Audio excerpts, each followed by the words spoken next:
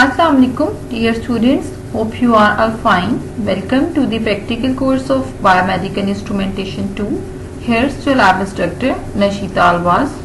Sequence of our today's experiment is lab objective, apparatus needed, theoretical background, lab performance part and conclusion. The title of our today's experiment is the demonstration and working of high performance liquid chromatography. Equipment needed for the experimentation are listed in this slide. Firstly, we have to look at the theoretical background of this experiment. What is the high performance liquid chromatography?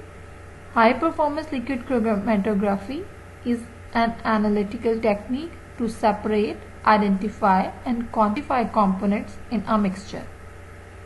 For example, मेरे पास haemoglobin है जिसमें से मैंने protein को separate करना है और मैंने देखना है कि हीमोग्लोबिन में कितने परसेंट जो है प्रोटीन अवेलेबल है। तो पूरे हीमोग्लोबिन के मिक्सचर में से मैंने सिर्फ एक प्रोटीन कंपोनेंट को देखना है, उसको सेपरेट करना है, उसको आइडेंटिफाई करना है और उसकी क्वांटिटी को बताना है कि वो कितनी क्वांटिटी में अवेलेबल है। तो उस टेक्निक को जिसके थ्रू मैं हीमोग्लोबिन में से प्रोटीन को आइडेंटिफाई करूंगी, क्वांटिफाई करूंगी, सेपरेट करूंगी, हाई परफॉर्मेंस लिक्विड क्रोमेटोग्राफी कहते हैं। तो बेसिकली ये टेक्निक क्या है कि आपने मिक्सचर कंपोनेंट्स को सेपरेट करना है, आइडेंटिफाई करना है और क्वांटिफाई करना है। This is the type of liquid chromatography. Liquid chromatography इसलिए बोलते हैं इसको क्योंकि जो मोबाइल फेज यूज होता है इसमें वो लिक्विड होता है। हाई परफॉर्मेंस इसलिए कहते हैं क्योंकि हाई परफॉर्मेंस का जो रेजोल्यूशन पावर होता है वो बहुत अच्छा होता है।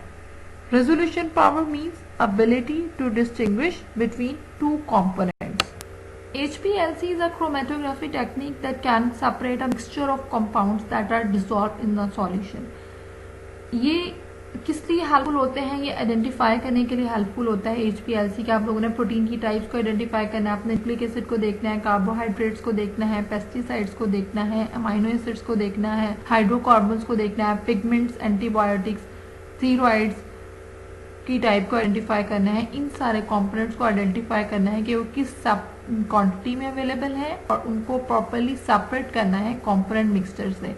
तो आप लोग HPLC की टेक्निक को यूटिलाइज करो। तो HPLC verify components on the basis of polarity. Polarity होती है कि tendency of a molecule to like और डिसलाइक वाटर। अगर मॉलिक्यूल पोलर है तो वो वाटर लविंग होगा। इस तरह के मॉलिक्यूल्स को हाइड्रोफिलिक मॉलिक्यूल्स बोलते हैं और नॉन पोलर मॉलिक्यूल्स जो हैं वो वाटर लविंग नहीं है, उनको हाइड्रोफोबिक मॉलिक्यूल्स बोलते हैं। फॉर एग्जांपल यहाँ पर मेरे पास 3 टाइप्स के मॉलिक्यूल्स जो है वो अवेलेबल हैं। कंपोनेंट्स 3 टाइप्स के हैं, लाइक ब्लू है, ब्लैक है और रेड है। तो अब मैंने ब्लू, ब्लैक और रेड को सेपरेट करना है तो मैं इनकी पोलैरिटीज के अकॉर्डिंग सेपरेट करूंगी। अगर हम जो है अब इसके पार्ट्स के बारे में देखें कि HPLC के कितने पार्ट्स होते हैं, तो सबसे पहले तो इसमें सबसे इम्पॉर्टेंट पार्ट जो होता है वो होता है स्टेशनरी फेज। अगर HPLC के इंस्ट्रूमेंटेशन को देखें तो एक कॉलम होता है जो ट्यूब लाइक होता है स्ट्रक्चर उसका। उस कॉलम के अंदर सॉलिड एब्जॉर्बेंट मटेरियल फिल्ड रहता है। यहाँ पर आपको पिक्चर में एनालिटिकल कॉलम के नाम से एक पिक नजर आ रही होगी। तो वो बेसिकली क्या होता है, वो मेजर पार्ट होता है आपके HPLC का जिसको स्टेशनरी फेज कहते हैं। उसके अंदर एब्जॉर्बेंट मटेरियल फिल्ड रहता है जो कि प्रॉपरली पैक्ड रहता है और सॉलिड एब्जॉर्बेंट मटेरियल का पैक रहना बहुत ज़्यादा ज़रूरी होता है ताकि प्यूरिफिकेशन अच्छे से हो सके। इसकी एग्जांपल है सिलिका मॉलिक्यूल। ये हाइड्रोफिलिक की नेचर होता है लेकिन लैब्स में आजकल सिलिका हाइड्रोफोबिक होता है क्योंकि रिवर्स क्रोमेटोग्राफी की जा रही है आजकल। तो सिलिका के साथ कार्बन चेन अटैच करके आप लोग जो इसको यूटिलाइज करते हो मोबाइल फेस के साथ। सेकेंड कंपोनेंट जो बहुत ज़्यादा इंपॉर्टेंट होता है वो होता है सैंपल। यहाँ पे सैंपल इंजेक्टर की फॉर्म में वो नजर आ रहा है। सैंपल मीन्स हमने जिसके कंपोनेंट्स को सेपरेट करना है, जिसको डिवाइड करना है पार्ट्स में, उसको कहते हैं सैंपल। तो वो क्या हो सकता है, प्रोटीन हो सकता है, आपका हीमोग्लोबिन हो सकता है, ब्लड सैंपल हो सकता है, कुछ भी हो सकता है जिसके कंपोनेंट्स को आपने सेपरेट करना है। थर्ड जो मेन इंपॉर्टेंट कंपोनेंट होता है वो आपके पास होता है मोबाइल फेज। ठीक है, मोबाइल फेज लिक्विड सॉल्यूशन होता है, इसमें 90% वाटर होता है और 10% ऑर्गेनिक सॉलिड मिक्स रहता है। ये हाइड्रोफिलिक इन नेचर होता है और इसमें वाटर का कंटेंट जो है वो बहुत ज्यादा होता है। तो सॉल्वेंट रिजर्वायर में बेसिकली मोबाइल फेज होता है, देन HPLC पंप होता है, HPLC पंप के थ्रू सॉल्वेंट रिजर्वायर से मोबाइल फेज मींस जो लिक्विड फॉर्म सॉल्वेंट होता है वो पास होके डिगेजर में आता है। ठीक है, और वैक्यूम पंप होता है जिससे आप हाई प्रेशर क्रिएट करते हो। इस हाई प्रेशर की वजह से ही हम हाई परफॉर्मेंस लिक्विड क्रोमेटोग्राफी को हाई प्रेशर लिक्विड क्रोमेटोग्राफी भी कहा जाता है, क्योंकि वैक्यूम पंप के थ्रू हाई प्रेशर प्रोवाइड किया जाता है। इसके अलावा सॉल्वेंट मिक्सिंग वाल्व होती है एक इसके अंदर, और इसके अलावा एक रिकॉर्डर होता है जिसपे आपको प्रॉपरली रिजल्ट्स नजर आ रहे होते हैं। डिटेक्टर होता है जो कि सॉल्यूशन को डिटेक्ट करता है, कंपोनेंट्स को डिटेक्ट करता है कि कौन सा कंपोनेंट आपके कॉलम में से कब पास हो रहा है, क्या निकल रहा है, तो वो डिटेक्ट करता है, उसको आइडेंटिफाई करता है। रिकॉर्डर जो है उस आइडेंटिफाइड रिजल्ट्स को दिखाता है। तो बेसिकली क्या कंपोनेंट्स होते हैं, स्टेशनरी फेज जो कि कॉलम की फॉर्म में होता है, एनालिटिकल कॉलम की फॉर्म में होता है, वो इंपॉर्टेंट कंपोनेंट होता है इसमें। सेकंड जो कंपोनेंट इंपॉर्टेंट होता है मोबाइल फेज, जो यहाँ पर सॉल्वेंट रिजर्वायर की फॉर्म में होता है। थर्ड जो कंपोनेंट होता है वो होता है सैंपल, जिसके कंपोनेंट्स को सेपरेट करना है। फोर्थ जो कंपोनेंट होता है वो होता है HPLC पंप, जिसके थ्रू आपका सॉल्वेंट रिजर्वायर जो है वो पास होता है। देन डिगेजर होता है, ठीक है, जो कि आपकी बेसिकली इतना भी सॉल्वेंट होता है उसमें से आपका प्रेशर और एयर को बेसिकली गैस को रिड्यूस कर रहा होता है, रिमूव कर रहा होता है। और वैक्यूम पंप होता है, वैक्यूम पंप क्या करता है, हाई प्रेशर प्रोड्यूस कर रहा होता है। सॉल्वेंट मिक्सिंग हो रही होती है सॉल्वेंट मिक्सिंग वाल्व के थ्रू। क्यों करते हैं, ताकि हमारी यूनिफॉर्म सॉल्वेंट जो है वो हमें मिल सके। फिर यहाँ पे प्री कॉलम लगा होता है, एक तो हमारा स्टेशनरी फेज प्रोवाइड करने के लिए एनालिटिकल कॉलम होता है, एक होता है प्री कॉलम। प्री कॉलम क्या करता है, प्यूरिफाई करके जो है आपका मोबाइल जो डाटा है मोबाइल फेज वो भेज रहा होता है आपके स्टेशनरी फेज के अंदर। डिटेक्टर जो आपका स्टेशनरी फेज में से डाटा पास होता है, निकलता है बाहर, उसको डिटेक्ट करता है कि वो कौन सा डाटा है। रिकॉर्डर जो है जो भी आपको रिजल्ट्स मिल रहे होते हैं उनको रिकॉर्ड करके दिखा रहा होता है। सो अगर हम वर्किंग की बात करते हैं HPLC की, इसमें क्या होता है, स्टेशनरी फेज में जो आपके पास कॉम्पोनेंट्स होते हैं वो हाइड्रोफोबिक होते हैं, और जो मोबाइल फेज में होता है वो हाइड्रोफिलिक होते हैं, और उसमें 10% जो है ऑर्गेनिक सॉल्वेंट होता है, 90% वाटर होता है। With the help of pump mobile phase column के ऊपर रन करेगा, साथ ही साथ सैंपल जो है दिया जाता है। अगर सैंपल पास हो रहा होता है कॉलम से, तो कॉलम की जो नेचर है ये हाइड्रोफोबिक है, और सैंपल कुछ भी नेचर का हो सकता है। तो सैंपल के अंदर जो हाइड्रोफिलिक कंपोनेंट्स हैं वो मिक्स हो रहे होंगे। ठीक है, तो क्या होगा कि हाइड्रोफिलिक कंपोनेंट्स जो होंगे सैंपल के, वो क्योंकि बॉन्ड नहीं बनाएंगे, जो आपका स्टेशनरी फेज में मौजूद हाइड्रोफोबिक कंपोनेंट्स हैं उनके साथ हाइड्रोफिलिक कंपोनेंट्स जो सैंपल के हैं वो बॉन्ड नहीं बनाएंगे और वो इजीली पास हो जाएंगे।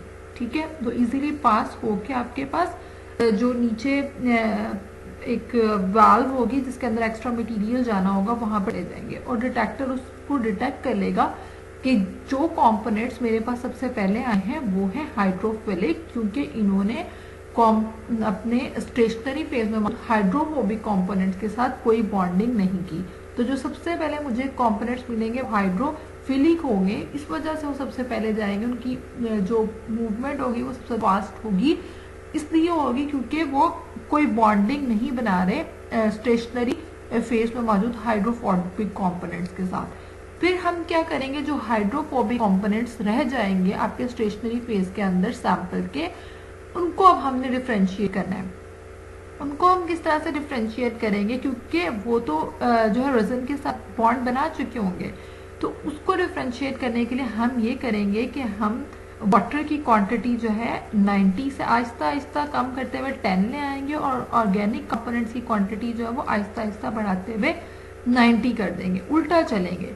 तो कंसंट्रेशन ऑफ ग्रेडियंट के अकॉर्डिंग जो है हम लोग डिफाइन करेंगे कि हमारा कौन सा कंपोनेंट जो है वो मूव करता है आपके स्टेशनरी फेज के बाद। बेसिकली हम क्या करेंगे, ऑर्गेनिक कंपोनेंट्स की मोबाइल फेज में जो तादाद है वो बढ़ा देंगे, और वाटर की जो है वो कम कर देंगे। वाटर 90% से 10% की तरफ शिफ्ट करेंगे, और ऑर्गेनिक सॉल्वेंट का जो मिक्सचर है उसको हम 10 से 90% बढ़ा देंगे, जिससे जो बॉन्ड होगा आपके हाइड्रोफोबिक कंपोनेंट्स का वो टूटेगा, और वो हाइड्रोफोबिक कंपोनेंट आहिस्ता आहिस्ता अपनी कंसंट्रेशन के अकॉर्डिंग के अंदर आते जाएंगे। वो डिटेक्टर डिटेक्ट करेगा और आइडेंटिफाई करेगा कि आपका ये वाला कंपोनेंट इतनी क्वांटिटी में यहाँ पर अवेलेबल है। ठीक है, तो बेसिकली क्या हो रहा होता है, सबसे पहले तो हम लोग जो है इस प्रॉपर फिनोमेना से पहले हमने अपने इक्विलिब्रेशन करनी है, मीन्स हमने बफर को पास करना है। जैसे ही हम बफर को पास करते हैं अपने पूरे सिस्टम के अंदर से, तो एक बेस लाइन आपके रिकॉर्डर पर बन जाती है, एक स्ट्रेट लाइन बिल्कुल बेस लाइन बनती है। ठीक है, सॉल्वेंट रिजर्वायर से हमारा सॉल्वेंट आया, HPLC पंप से पास होता हुआ डाइजेस्टर में गया, डाइजेस्टर में आपके पास जो है उस पे हम डाइजेस्टर के अंदर वैक्यूम पंप से जो है वैक्यूम पंप से प्रेशर डालेंगे। क्यों प्रेशर डालेंगे, क्योंकि हमने उसके अंदर से एक्स्ट्रा एयर और गैस वगैरह को रिमूव करना है, ताकि प्योर जो आपका सॉल्वेंट है वो सॉल्वेंट मिक्सचर के अंदर। अब सॉल्वेंट मिक्सचर जो है वो यूनिफॉर्म किस्म का सॉल्वेंट जो है वो प्री कॉलम के अंदर भेजेगा।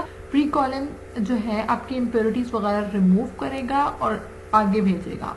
जब आपका प्री कॉलम से सॉल्वेंट पास हो जाएगा तो सैंपल इंजेक्टर पर आप लोग सैंपल सुरिंज के जरिए डालोगे। सुरिंज के जरिए जो सैंपल आप लोग इंसर्ट करोगे तो वो सैंपल जो है वो मिल जाएगा आपके सॉल्वेंट के साथ जो प्री कॉलम से गुजर रहा था। देन पूरा ये सिस्टम जो एनालिटिकल कॉलम से पास होगा, sample plus solvent. Analytical column से पास होने के बाद वो कंपोनेंट्स जो कि हाइड्रोफिलिक होंगे वो पहले पास हो जाएंगे। ठीक है, क्योंकि वो कॉलम के साथ कोई बॉन्ड नहीं बनाएंगे। सही है, वो डिटेक्टर उनको डिटेक्ट करके रिकॉर्डर पर एक पीक बना देगा। ठीक है, पहले हमारे पास रिकॉर्डर पर स्ट्रेट लाइन, बाद में एक पीक बन जाएगी। जैसे ही पीक बन गई उसके बाद क्या होगा, हाइड्रोफिलिक कंपोनेंट्स हो गए। अब हमने हाइड्रोफोबिक कंपोनेंट्स को एनालाइज करना है। उनको एनालाइज करने के लिए हम क्या करेंगे कि हम ऑर्गेनिक कंपोनेंट्स की तादाद बढ़ा देंगे और वाटर को कम कर देंगे। वाटर को कम कर देंगे और ऑर्गेनिक कंपोनेंट्स की तादाद किस में बढ़ा देंगे, कंसंट्रेशन किस में बढ़ाएंगे, सॉल्वेंट में, जिसकी वजह से आपके जो हाइड्रोफोबिक कंपोनेंट्स है उनका बॉन्ड टूटेगा और वो खुद वाल्व के अंदर आहिस्ता आहिस्ता शिफ्ट होना शुरू हो जाएंगे। डिटेक्टर अगेन उनको डिटेक्ट करेगा और देन हाइड्रोफोबिक कंपोनेंट्स की एक पीक बनाएगा, जिससे हम डिफरेंशिएट कर सकेंगे कि ये हमारे हाइड्रोफिलिक और ये हमारे हाइड्रोफोबिक कंपोनेंट्स हैं। So this is how HPLC work.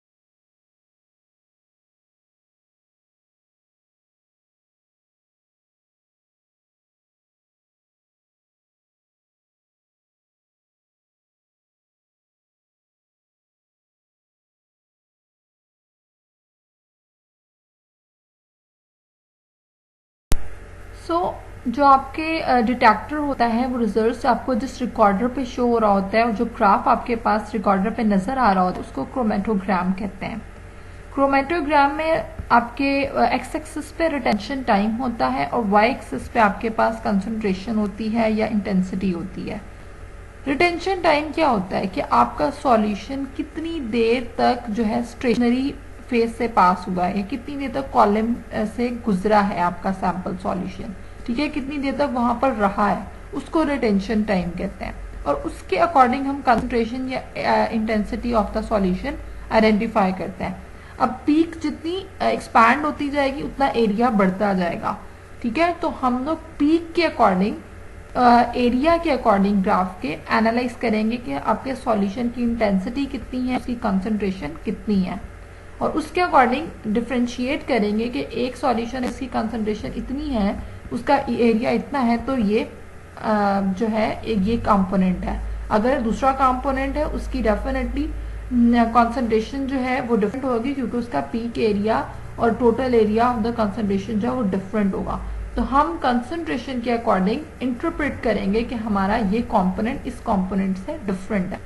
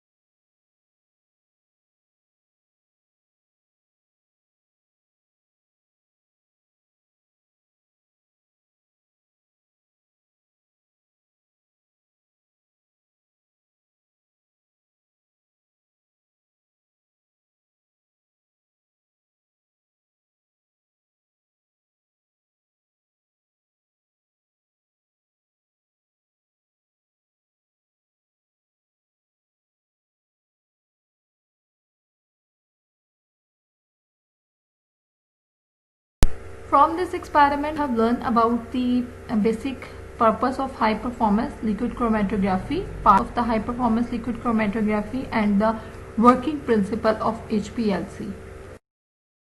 This is all from my side. You are welcome to ask any question related to this topic. Thank you very much for listening to me.